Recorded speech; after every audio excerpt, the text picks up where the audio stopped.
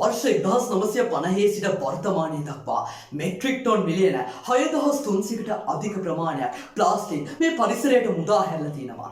2050 වෙද්දී මේ ධාරිතාව metric ton මිලියන 12000ක් දක්වා වර්ධනය වෙනවා කියලා පුරෝගතනයන් ලෝකෙට ඉදිරිපත් වෙලා තියෙන සමයක මේ වෙද්දී අපේ දැස්මානයටවත් පේන්නේ නැති ඒ විතරකුත් නෙවෙයි මේ වෙද්දී සමස්ත පරිසර පද්ධතියම අභියෝගයට ලක් කරන ප්ලාස්ටික් කාරකයක් නිර්මාණය වෙමින් පවතිනවා.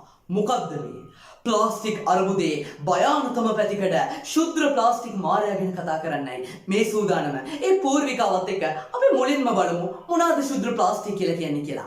එක්සත් ජාතීන්ගේ පරිසර වැඩසටහන අර්ථකථනය කරන විදිහට ප්ලාස්ටික් අනුසාරයෙන් ඒවා දි รา පත් වෙලා යෑමෙන් පස්සේ ඒවායින් ව්‍යුත්පන්න වෙන හැබැයි මිලිමීටර් 5ට අඩු ප්‍රමාණයේ ධාරිතාවකින් යුක්ත ප්ලාස්ටික් ක්ෂේත්‍රයේම එක්තරා ප්‍රභේදයක් විදිහට මේ ශුද්‍ර ප්ලාස්ටික් අපිට අර්ථකථනය කරන්න පුළුවන්. දැන් ඒ අර්ථකථනයත් එක්ක ඊළඟට මේ ශුද්‍ර ප්ලාස්ටික් මොනාහි ගත්තට පස්සේ කර්මාන්ත නිෂ්පාදන ක්ෂේත්‍ර ඇතුලේ මේ නිෂ්පාදන ක්‍රියාවලියත් එක්ක වෙන්න පුළුවන්, අනිත් අතට ප්‍රවාහන අංශයත් එක්ක වෙන්න පුළුවන්. මේ වගේ විවිධ අංශ හරහා බැහැරවෙන ඉබතලන ප්ලාස්ටික් තන්තු විදියට එතනින් එහාට ගිහිල්ලා මයික්‍රෝබීට්ස් වගේ ශුද්‍ර පරිපාලක ද්‍රව්‍යයන් එක්ක මේ කියන කාරකය නිර්මාණය වෙන්න, උත්පාදනය වෙන්න පටන් ගන්නවා. එතකොට එවන් තැනක ඉඳගෙන එහෙම උත්පාදනය වෙන ශුද්‍ර ප්ලාස්ටික් මේ පැවැත්මට පරිසරයට අභියෝගයක්ද?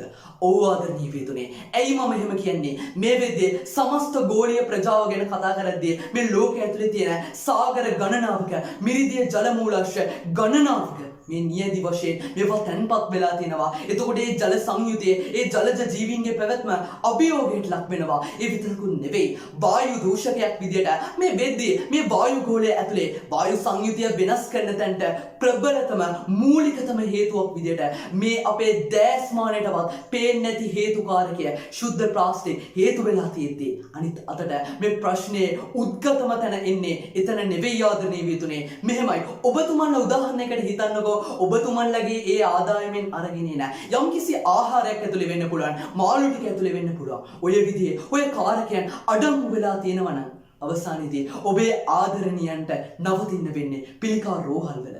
එවන් අර්බුදකාරී තැනකට මේ ආහාර දාමය අභියෝගයට ලක් කරන තැනකට මේක හේතු වෙන්න පටන් ගනිද්දී මේ විදිහේ අධ්‍යයන වාර්තාවකින් හොයාගන්නවා සාගරයේ ආශ්‍රිතවම ජීවීන් 114කගේ නියදි සාම්පල් වලට අනුව මේ කියන කාරකය ඔවුන් තුල තැන්පත් වෙලා තියෙනවා කියලා. ඒ විතරකුත් නෙවෙයි මේ විදිහේ ඔය කාරකයම හේතු කොටගෙන ජීවීන් දහස් ගණනක් මේවා පරිභෝජනය කරනවත් එක්ක ආහාර දාමය ඔස්සේ ක්‍රමානුකූලව මේවා මිනිසුන්ට සම්ප්‍රේෂණය වෙනවා. මිනිසුන්ට ප්‍රවේශ වෙන්න පටන් ගන්නවා. එතකොට මිනිස්සු පරිභෝජනය කළා මිනිස්සුත් ලෙඩ වෙනවා. එතකොට මේ හේතුකාරකය මෙඩ පවත්වන්න අපිට උපාය මාර්ග තියෙනවද? ඔව්.